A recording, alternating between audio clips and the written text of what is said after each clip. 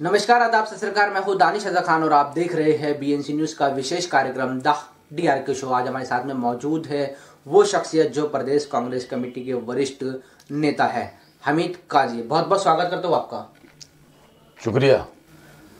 काजी साहब, पहला सवाल आपसे कि आपको तो वैसे खैर किसी के परिचय में मोहताज नहीं है आप, लेकिन फिर भी हमारे जो है दर्शकों को बताइए कि आपका जन्म कहाँ हुआ, शुरुआती शिक्षा आपने जो है कहाँ तक हासिल की। मेरा जन्म महाराष्ट्र में पाचोरा, जलगांव जिले का एक तहसील है पाचोरा, वहाँ मेरा जन्म हुआ है। 1/3/1951 की मेरी पैदाइश है और 1955 से मेरे वालिद बुरहानपुर में फ्रूट के बिजनेस के सिलसिले में आए थे और यहीं से जब से स्थापित हो गए। मेरी सब तालीम शिक्षा वगैरह सब बुरहानपुर में हुई है और बुरहानपुर के लोगों ने मेरे को बहुत प्यार दिया है। यहाँ अब्दुल कादर सिद्दीकी जो पूर्व मंत्री थे, आज़ादी के बाद से पहले से लेकर 51 से लेके तो 64 तक के कंटिन्यू वो MLA रहे और कंटिन्यू मिनिस्टर रहे। वो मेरे ससुराल पक्ष के अब्दुल कादर सिद्दीकी मेरे ससुरे थे। उनके बाद यहाँ की जनता ने मुझे अपनाया, दामाद बनाया, लड़की भी दी और मुझे यहाँ से MLA भी बनाया। मैं बुरहानपुर की जनता का बहुत बहुत आभारी हूँ, शुक्रगुजार हूँ कि उन्होंने मेरे को कबूल किया और मैंने जितना मेरे से बन सका मैंने शहर के काम भी किया और सभी धर्म सभी समाज को लेकर मैं चलता रहा। आज नवरात्रि का पहला दिन है और हो सकता है आज चांद रात का भी पहला दिन हो, रमज़ान भी शुरू हो रहा है। ऐसे मुबारक मौके पे आप मेरा इंटरव्यू ले रहे हैं। मैं अपनी तरफ से हिंदू भाइयों को नवरात्रि की बधाई भी दूंगा और मुस्लिम भाइयों को चांद रात की रमज़ान की मुबारकबाद भी दूंगा। आगे का सफ़र यह रहा कि मैं आज की तारीख में मध्य प्रदेश कांग्रेस का प्रदेश सीनियर उपाध्यक्ष हूँ। कांग्रेस ने मेरे पे बहुत भरोसा किया, बहुत कांग्रेस ने मेरे को पद दिए, कई बार टिकट दिए, मैं MLA भी रहा और मैं कमलनाथ, दिग्विजय सिंह, राहुल गांधी, सोनिया गांधी का बहुत आभारी हूँ कि जिन्होंने हमेशा मेरे पे भरोसा किया। आगे भी भविष्य में जो चुनाव आएंगे विधानसभा लोकसभा के, मैं कंधे से कंधा लगा के कांग्रेस के लोगों को जिताऊंगा। पार्टी जिसको भी अगर टिकट देती है, जिसको उम्मीदवार बनाती है, मेरा हमेशा का ये सिलसिला रहा है, जिसको पार्टी टिकट देती है मैं उसके साथ खड़ा होता हूँ। पहली बार आप जब विधायक बने हैं, क्या आपको मालूम था कि मैं विधायक कभी बन पाऊंगा? नहीं, मुझे मालूम था कि मैं लोगों के जो काम करता था, मैं ट्रांसपोर्ट यूनियन का प्रेसिडेंट भी रहा, तिरुमती ट्रांसपोर्ट यूनियन का। मेरा व्यवसाय केला और ट्रांसपोर्ट का है और मैं कृषक हूँ। मैं शुरू से ही राजनीति से जुड़ा रहा। मैं शिव कुमार सिंह के साथ मैं राजनीति करते आया हूँ, उनको कई चुनाव लड़े, लेकिन क्या हुआ कि उसके बाद में मैं को टिकट मिला और मैं चुनाव में मैदान में आ गया। विडम्बना रही कि मैं पहला चुनाव हार गया, दूसरा चुनाव मैं जीत गया और कंटिन्यू फिर मेरे को सफलता का मिलता रही और आगे मैंने अपने साथियों को मोबिलाइज किया। किसी को अध्यक्ष बनाया, किसी को MLA का टिकट दिलाया, किसी को महापौर का टिकट दिलाया। मैं अपने लोगों को पदों से आगे बढ़ाता आया हूँ और आज भी मैं अपने ही लोगों को पदों से आगे बढ़ाता हूँ। मुझे कोई पद की लालसा ना थी, ना आज है, ना आगे है। पार्टी जो मेरे को काम सौंपती है, मैं पार्टी का आदेश सरोवर करके वो पार्टी का काम करता हूँ। विधायक के कार्यकाल में आपकी क्या क्या उपलब्धि रही है, थोड़ा सा बताइए। विधायक के कार्यकाल में मैं NCP से विधायक था। शरद पवार जी ने यहाँ कृषि विज्ञान केंद्र दिया। मेरी अपनी ज़मीन थी, उस ज़मीन पे मैंने किसानों के प्रयोग के लिए करीब 54 एकड़ ज़मीन दी है।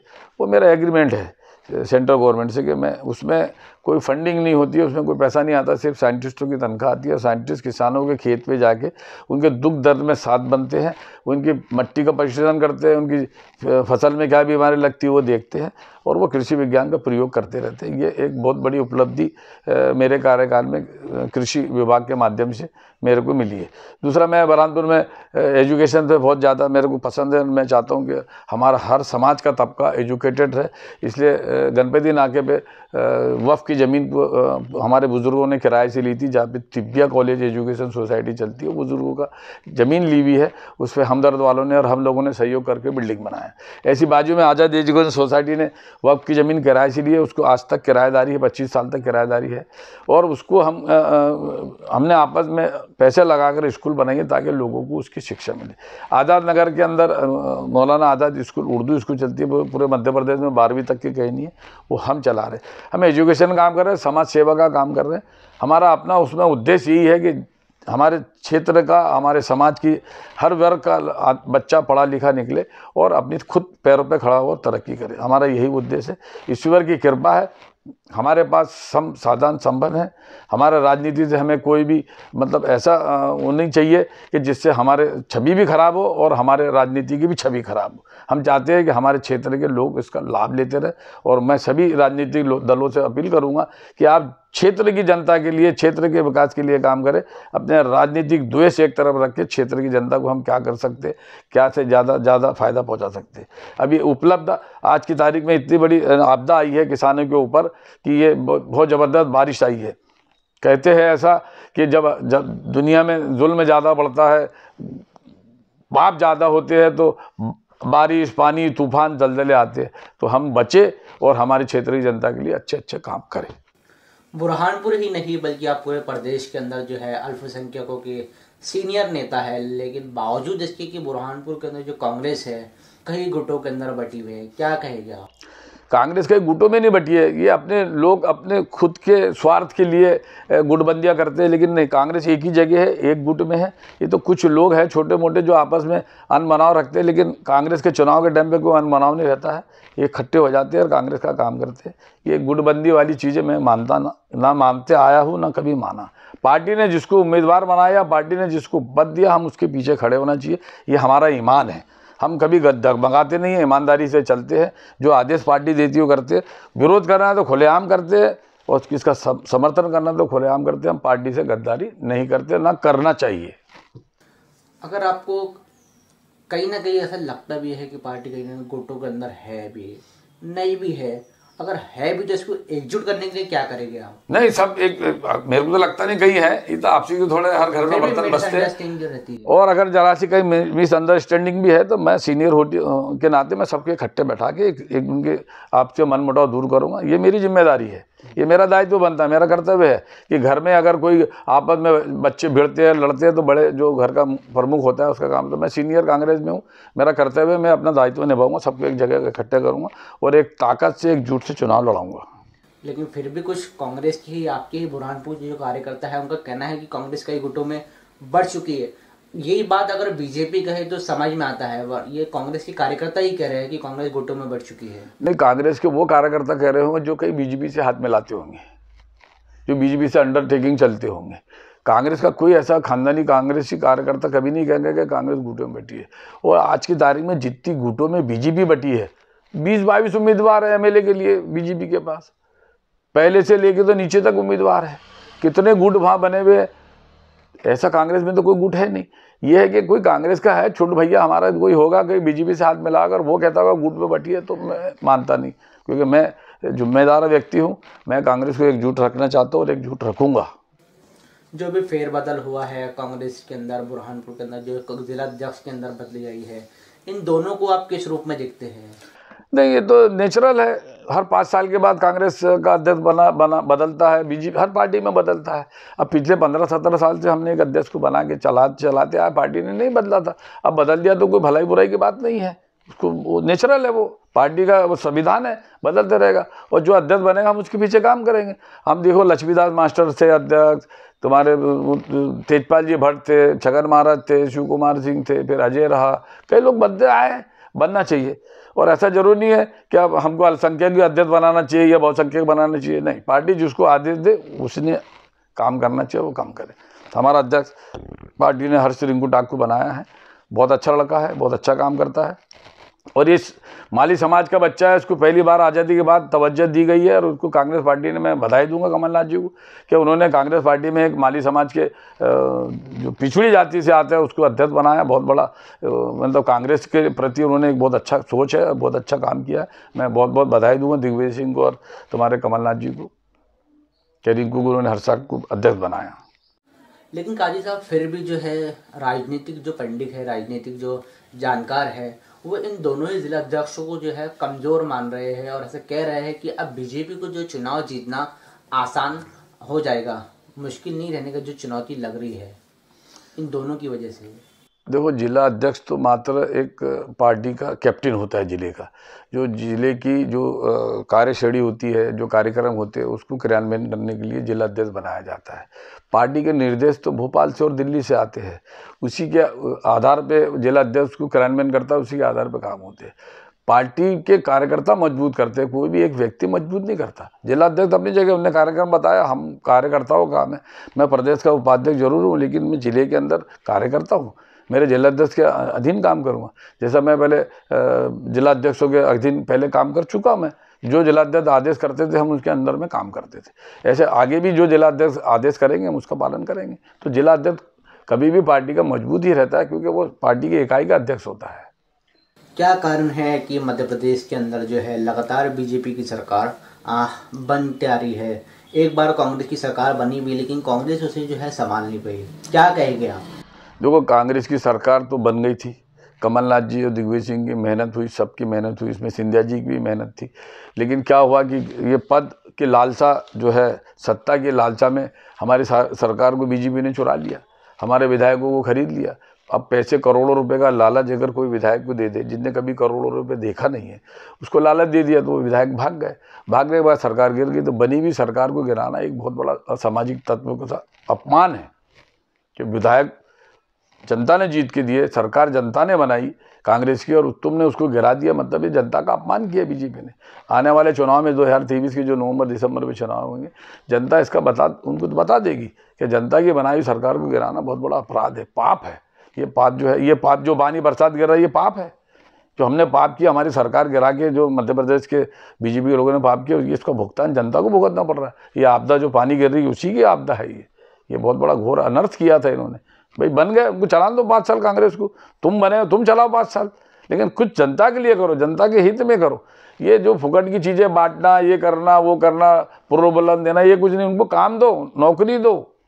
बच्चे पढ़ लिख के तैयार हो रहे हैं, उनको नौकरी नहीं दे रहे हैं, उनको काम नहीं दे रहे हैं। बेरोजगार पे बेरोजगारी बढ़ रही है, पढ़े लिखे जो है बेचारे बेरोजगार बन रहे। अभी 8 पढ़ते हैं हम कि इंजीनियर, बड़े बड़े पदों पे लोग डिग्रियाँ लिए हुए वो चपरासी की नौकरी की अप्लाई कर रहे हैं।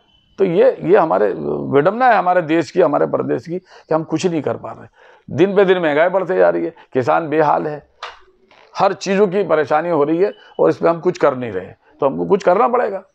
जब तक करोगे नहीं, जनता की सेवा नहीं करोगे, और ये जितने उल्टे सीधे काम जो करते हैं, किसी भी दल का हो, किसी भी पार्टी का हो, जनी हुई सरकार को गिराना नहीं चाहिए। जो सरकार जनता ने बना के दी, जो विधायक जनता ने बनाने की दी, और बल्कि मैं तो ये कह रहा हूँ, एक कानून लाना चाहिए कि जो विधायक, जो सांसद अपना दल छोड़ के जाता, पूरा खर्चा वसूल करना चाहिए, और 6 साल के लिए उसको चुनाव से प्रतिबंध कर देना चाहिए कि तुम पार्टी छोड़ के भागे, लालच में जनता का विश्वास खोया तुमने, तुम 6 साल के लिए चुनाव नहीं लड़ सकते, और पूरा जो चुनाव का खर्चा हुआ उनसे वसूल करना चाहिए, उन पर कार्रवाई करना चाहिए, ताकि ऐसे विधायक भागने की सोचे भी नहीं।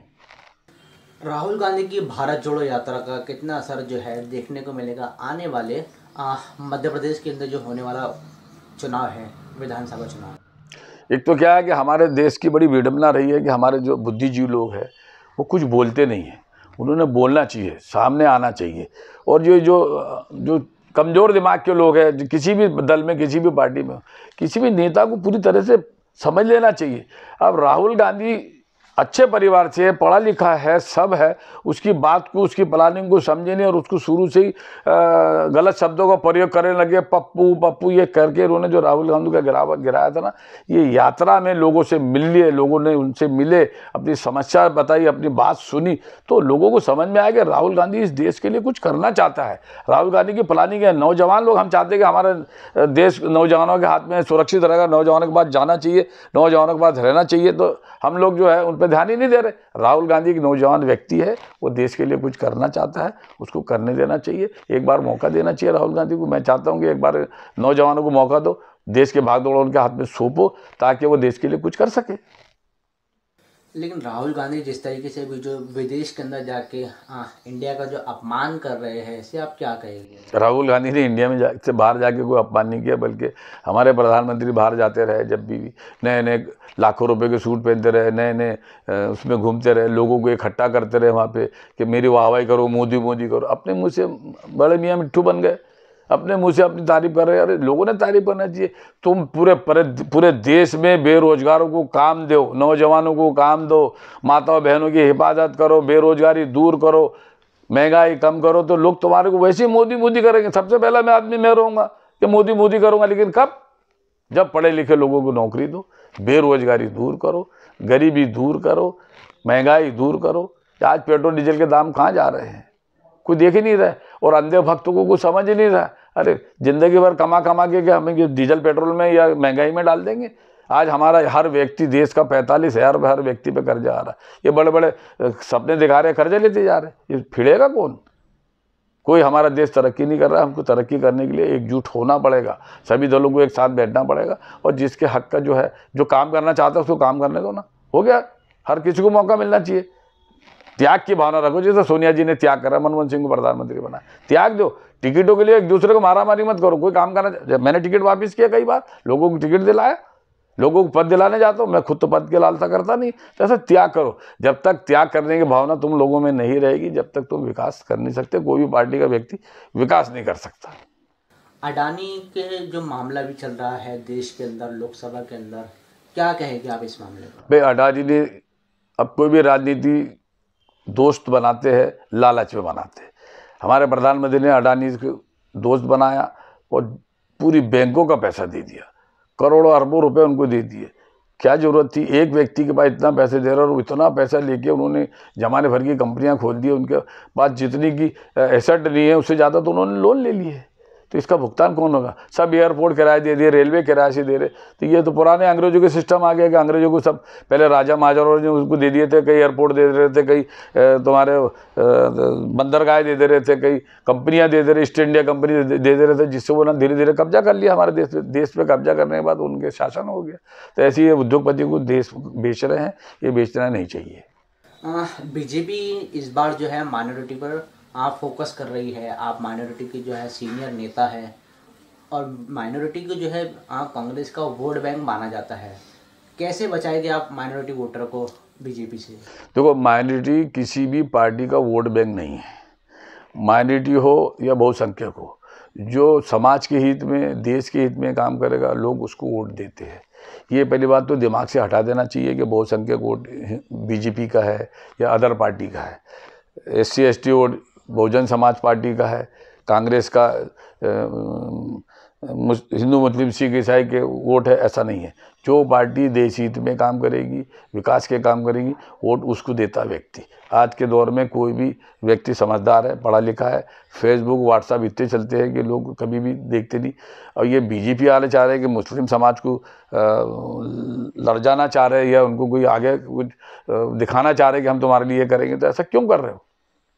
ऐसे काम करो कि हर समाज को वोट बीजेपी को दे, करो तो सही। अब तुम एक समाज हिंदू मुस्लिम करेंगे तो उसमें करेक्शन पड़ता है, बीच में खाई पड़ती है। तो बांटो मत।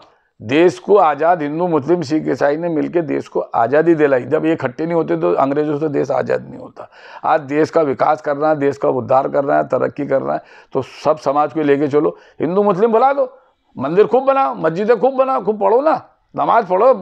कौन किसको रोकता है? कोई किसी को रोकता नहीं। लेकिन ये जो दल है, ये पार्टियां है, ये एक दूसरे में फूट डाल के बिखर आती है। इसको रोकने की बात करती है कि वो मुसलमान कह रहे कि मंदिर नहीं बनना चाहिए, हिंदू कह रहे मस्जिद। ऐसा कोई नहीं है। जो अच्छे हिंदू और अच्छे मुसलमान कभी ऐसी चीज़ सोचते नहीं है। तो राजनीतिक दल ही आपस में फूट डालते हैं और अपने राज करने की स्थिति करते हैं। अच्छे काम करो, ऑटोमेटिक राज देंगे, लोग वोट देंगे। बीजेपी का ऐसा आरोप है, उनका ऐसा मानना है कि जो कांग्रेस ने माइनॉरिटी को हमेशा जो है वोट बैंक का इस्तेमाल किया, उनका गलत उपयोग किया है। क्या बिल्कुल गलत बात है। अभी इसके पहले 2013 में चुनाव में तो कम से कम 18-20 हज़ार वोट विधायक को जो है मुस्लिम समाज ने दिया। क्यों दिया भाई? हमेशा देता है। अभी ज्ञानेश्वर पाटिल लड़ा तो उसको मुस्लिम समाज ने वोट दिया। नंद कुमार सिंह को मुस्लिम समाज वोट देते थे। कहाँ ऐसा है? वो तो बीजेपी के लोग हैं। लेकिन जो अच्छा काम सोचता था, लोग उसको वोट देते आए और आगे भी लोग वोट देंगे। ऐसा कहीं नहीं है कि बहुसंख्यक अल्पसंख्यक को वोट देता नहीं, या बहुसंख्यक कांग्रेस को वोट देता नहीं, या अल्पसंख्यक जो है बीजेपी को वोट देता नहीं। ऐसा कहीं नहीं है। जो अच्छा काम करने वाला है, लोग उसको वोट देते हैं, देते आएंगे। कहीं भी समाज वाला आदमी कहीं ऐसे नहीं। 2-5% तो हर समाज में रहती है। आज से नहीं होता, आदिकाल से चला आ रहा है। 2-5-10% जो है खुरापाती रहते, वो रहेंगे। उससे कोई फर्क नहीं पड़ता, समाज को भी, जाति को भी और पार्टियों को भी। आप एक बार के विधायक रहे हैं, शिक्षा के क्षेत्र में क्या आपका योगदान रहा है? शिक्षा के क्षेत्र में तो मैं समझता हूँ सबसे ज़्यादा योगदान मेरा ही है। क्योंकि देखो, इंदिरा मोंटेसरी चलाते हम इंदिरा कॉलोनी के अंदर, स्वर्गीय शफी साहब के साथ मिलकर। आज़ाद नगर के अंदर मतलब ये समझ लो कि वो 80 से मौलाना आज़ाद अब्दुल कलाम स्कूल चल रही है, जो लड़के लड़कियों की है। एक मात्र स्कूल है और गरीब बच्चों के लिए चल रही है। वहाँ पे कोई परेशानी नहीं होती है, कम फीस भी है, अच्छे चलती भी है, और वह टीचर अच्छे पढ़ाती भी है। वो बिल्डिंग एक मैंने बनवाई है और उसको गिफ्ट कर दिए समाज के लिए। ऐसी बुज़ुर्गों ने तिब्बिया कॉलेज बना के गए हैं, पुराने बुजुर्ग सिद्दीकी साहब से लेकर तो कामरान खान साहब और तुम्हारे जो है औलिया बीड़ी वाले कई लोग थे, उसके अंदर मुजिमदार साहब कई लोग थे, बुजुर्गों ने वो वक्फ बोर्ड से ज़मीन किराए से ली थी और उसके पे अपना बिल्डिंग बनाया, हमदर्दों ने मदद की। और वो एक बहुत अच्छा 50 बच्चे हर साल 60 बच्चे डॉक्टर बन के निकलते, जिसपे भी कोरोना में वही BOMS के बच्चों ने मदद करके पूरे शहर को हिफाजत में रखा। अगर BOMS के बच्चे नहीं होते तो लाखों रुपए गरीब आदमी कहाँ से लाता। 1000-1500 दवा में BOMS के बच्चों ने कोरोना में मदद करी, लोग अच्छे हो गए। बाजू में निमाड़ वैली स्कूल चलती है, वो भी मौलाना आज़ाद एजुकेशन सोसाइटी चलाती है और ट्रस्ट है, वो भी प्लाट किराए से लेके वक्फ बोर्ड से वहाँ हम लोगों ने वहाँ बिल्डिंग बनाई है, मैंने अच्छी मदद की उसमें पैसे की। ये बहुत अच्छा मतलब स्कूल का इदारा चल रहा है। तो वक्फ की ज़मीन किराए से लेके स्कूल कॉलेज हॉस्पिटल के लिए इस्तेमाल करने के लिए होती है, वो कर रहे हैं। और एजुकेशन में मैं सबसे ज़्यादा सोचता हूँ कि लोगों को तालीम मिलना चाहिए, ताकि बच्चा पढ़ा लिखा रहेगा तो उल्टे सीधे कामों में उसका ध्यान नहीं जाएगा और पढ़ा लिखा बच्चा देश की भी और खुद के परिवार की भी और शहर की भी तरक्की कर सकता है। आगे भी मेरा ये सोच है कि अच्छे से अच्छे स्कूल के काम हो, लड़कियों के स्कूल अलग बने, एक वृद्ध और बच्चों का आश्रम बने, जहाँ पे जो गरीब लोग भीख मांगते, जिसके माँ बाप छोड़ देते वो भीख मांगते, बच्चे भीख मांगते, एक आश्रम बने, उस आश्रम में इन लोगों का स्टे है और लोग वहाँ पे उनको खाना खिलाए, वहाँ सोने को मिले, रहन सहन का अच्छा रहे। तो मैं उसका भी सोच रहा हूँ कि एक अच्छा एक वृद्ध आश्रम बनाया जाए, जो गरीबों को, औरतों को, बच्चों के लिए अलग अलग विंग बनाया जाए, उसमें रखा जाए। ये सोच है, एजुकेशन सोच है। कृषि विज्ञान केंद्र यहाँ पे जो स्थापित किया, मेरी खुद की अपनी ज़मीन है, 54-55 एकड़ ज़मीन, वो किसाने के लिए प्रयोग के लिए दिया मैंने। और अच्छा कृषि विज्ञान चल रहा है, 16 साइंटिस्ट उसमें अच्छा काम करते हैं, उनको तनख्वाह डायरेक्ट सेंट्रल गवर्नमेंट से आती है और लोगों के खेतों पे जाके लोगों की वो सेवा करते हैं। ज़मीन मैंने उपयोग के लिए दिया था, मेरे पास ज़मीन थी, मैंने दे दिया। आज इतनी बड़ी ज़मीन कोई भी किसी किसानों को नहीं देता, मैंने दिया। तो मैं चाहता हूँ कि मेरे शहर में, मेरे ज़िले में किसान भाई, मजदूर भाई, तुम्हारा पढ़ा लिखा भाई सब खुश रहे, खुशहाल रहे और तरक्की करे। वो एजुकेशन के माध्यम से अच्छे अच्छे काम हो। यहाँ जिस एजुकेशन के इदारों की आप बात कर रहे हैं, उस पर कई मरतबा भ्रष्टाचार के आरोप लगे हैं, जैसे कि Nimar valley school, Shahida hospital और जो कॉलेज है आपका आयुर्वेद का, उस पर भी जो है कई मरतबा जो है तिब्बे कॉलेज पे आरोप लगे कि इसके अंदर भ्रष्टाचार होता है। और बाहर वाला व्यक्ति लगाए तो समझ में भी आता है, आपकी भतीजे आरोप लगाए।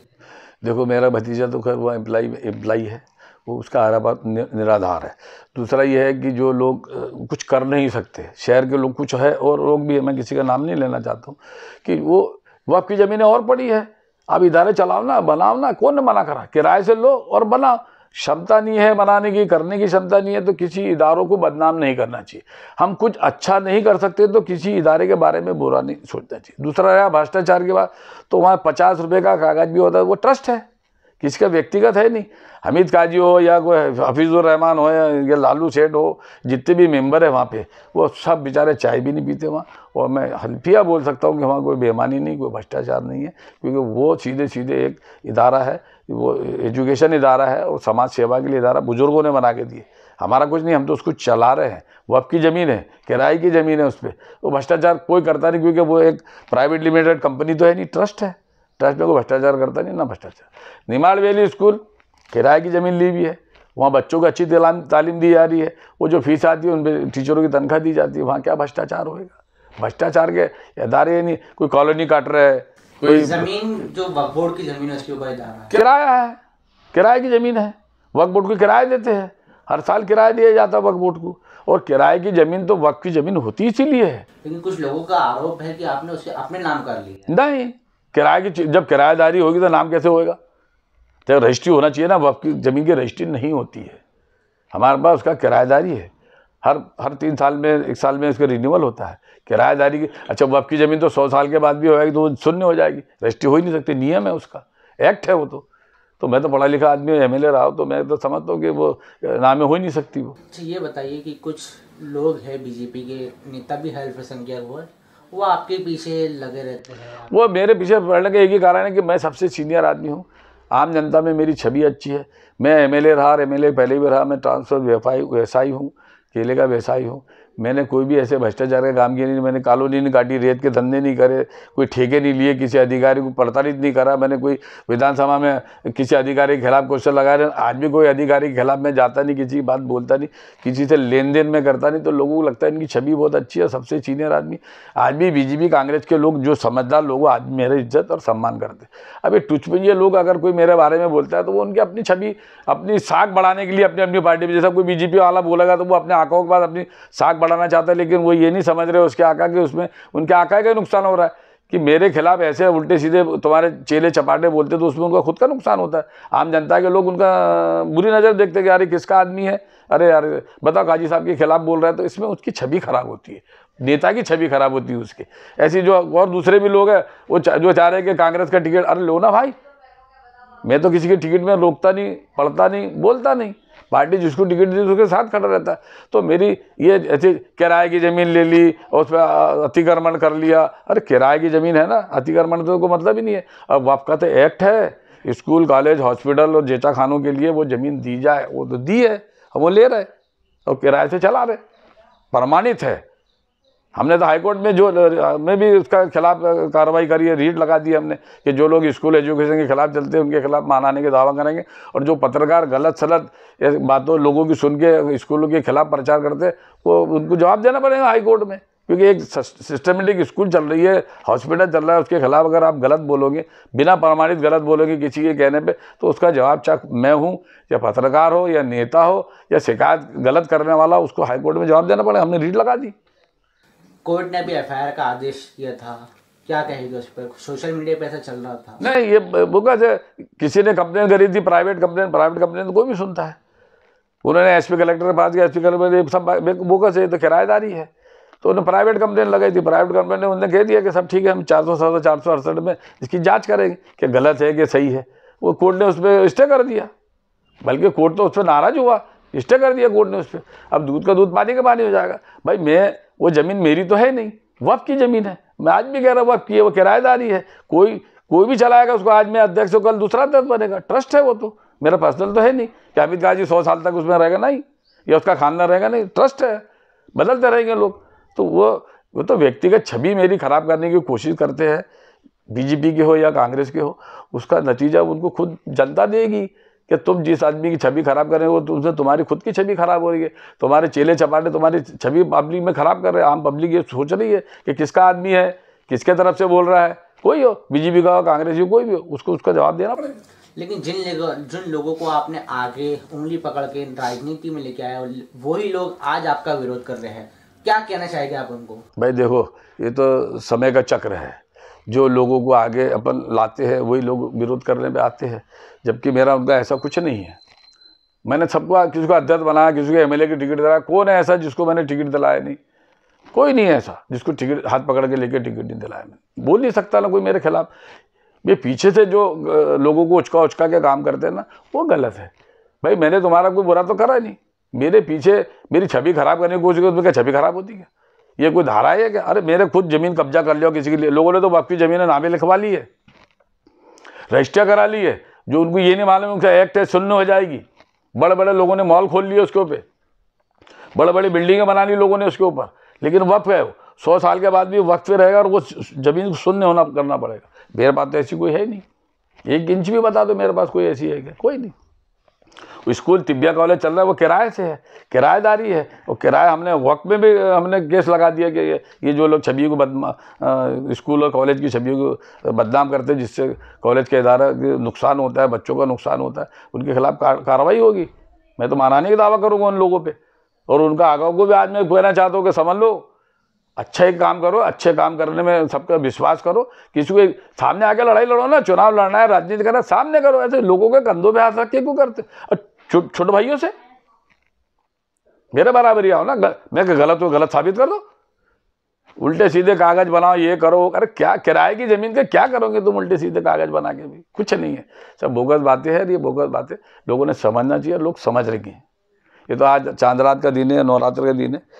मैं इसको आपको लोगों को बधाई देता हूँ कि महीना भर लोगों के लिए अच्छा निकले, नवरात्रि भी अच्छी निकले, सब खुल मिल के रहो। और सभी पार्टी के लोग, मैं सब के व्यक्तिगत किसी पे वो नहीं करे, अपने दम खम पे चुनाव लड़े और जिसको जीतना है ऊपर वाला जिताएगा, अच्छे काम करेंगे लोग जिताएंगे। व्यक्तिगत किसी जातियात पे किसी पे हमला नहीं करना चाहिए। आपके प्रयासों से जिले को कृषि विज्ञान केंद्र मिला है, कितना जो है किसानों को उससे फायदा पहुंच रहा है, और क्या क्या जो है सुविधाएं वहाँ पे जो जिसका किसान जो है लाभ उठाते हैं? भाई या तो आप किसानों से अगर जंगल में जाके पूछेंगे तो किसान बोलेगा कि ये कृषि विज्ञान केंद्र गाजी साहब ने इतना बड़ा दिया है। हर राजनीतिक नेता बीजेपी कांग्रेस के सब कहते हैं, सब जाते हैं वहाँ। ज्ञानेश्वर पाटिल हो, मनोज तारवाल हो, अर्चना चिटनी, हर आदमी वहाँ जाता है। कांग्रेस के लोग वहाँ जाते हैं, बड़े बड़े कार्यक्रम होते हैं वहाँ कुछ नहीं है। वो इसलिए सुरक्षित है कि वहाँ कोई फंडिंग नहीं है। यदि शासन द्वारा कोई पैसा आता जाता होता ना वहाँ, तो उसमें भी विवाद खड़े हो जाते, अरे बहुत पैसा आ रहा है, बहुत ऐसा हो रहा है। तो वहाँ कोई फंडिंग नहीं है, इसीलिए वो सुरक्षित है। सिर्फ वहाँ पे साइंटिस्टों की तनख्वाह आती है और वो किसानों के हित में कार्य करते हैं। बड़े बड़े प्रोग्राम आयोजित करते हैं, बड़े बड़े साइंटिस्टों को बुलाते हैं, वो सरकार बुलाती है। वहाँ पे कोई पैसा आता जाता नहीं, इसलिए वो सुरक्षित है। अगर पैसा आता जाता होता तो लोग वहाँ भी उंगली करते, वहाँ भी बोलते अरे यार बहुत पैसा आ रहा है, भ्रष्टाचार हो रहा है।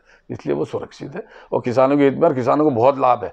नए नए जो प्रयोग किसानों को साइंटिस्ट दिखाते हैं, उनकी जो नई नई बीमारी आ रही है, आजकल ग्लोबल चल रहा है, नई नई बीमारी आ रही है, तो साइंटिस्ट लोग जो है इंटरनेट से निकाल के उनकी बीमारियों को उपचार करते हैं।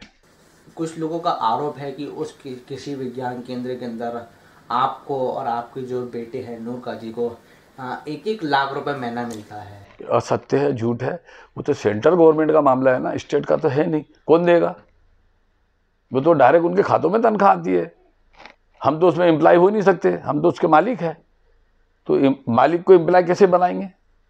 कृषि विज्ञान केंद्र के हम मालिक है, हमारी ज़मीन पे 99 साल की लीज है हमारी, 99 ईयर सेंट्रल गवर्नमेंट से। उसको कोई छेड़ भी नहीं सकता। इसलिए नहीं छेड़ सकता कि उसमें कुछ नहीं है, पैसे की फंडिंग ही नहीं है। लेकिन फिर जिसने आरोप लगाया उनको क्या कहना चाहते हैं? वो असत्य है। वो तो अकाउंट जाता है, दिल्ली जाता है, वो जबलपुर जाता है, अकाउंट है वो तो। ऐसा तो है नहीं ऑडिट होता है उसका। और हमारे बच्चों का हमारे नाम से तो चेक निकल ही नहीं सकता वहाँ से, किसी के नाम से नहीं निकल सकता। वो डायरेक्ट क्योंकि तनख्वाह उनके खाते में आती है, हमारे पास पैसे तो आते नहीं।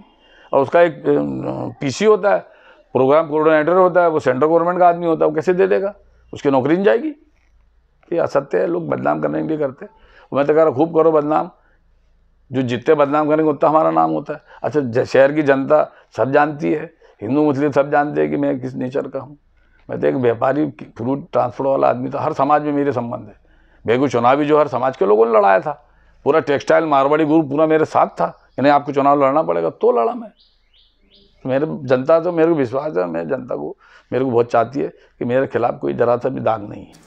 बुरहानपुर के अंदर जो पिछले महीनों नगरीय निकाय चुनाव हुआ और कांग्रेस मात्र चंद ही कुछ वोटों से जो है हारी है, इस घटनाक्रम को किस रूप में आप देखते हैं? ये तो एक तो मुकद्दर का खेल है। इस्माइल को लगातार 3 बार टिकट मिला, उसको मुकद्दर में टिकट मिलना था, मिला।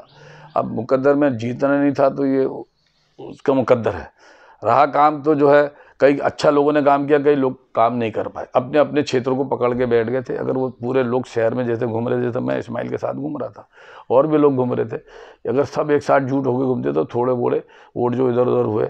अभी मैंने कल परसों पेपर में पढ़ा था कि वो कुछ आरिफ अंसारी साहब और कुछ समाज के लोगों ने मन्नत मानी थी कि वहाँ पर अतुल पटेल की पत्नी जीतेगी तो हम शाहनुमान साहब पैदल जाके करेंगे। तो अब ऐसे भी लोग हैं जो पहले दिखे नहीं चुनाव के पहले, कि उन्होंने ऐसी मन्नतें मानी है कि वो हजरत वहाँ शाहनुमान साहब तक पैदल गए और वहाँ जाके उन्होंने मन्नत उतारी कि जीते, और अतुल पटेल का पूरा परिवार गया। तो वो अनजाने में लोगों को समझ में नहीं आया, चुनाव में लड़ने वाले को समझ में नहीं आया कि कौन उसके साथ चल रहा है कौन नहीं चल रहा है।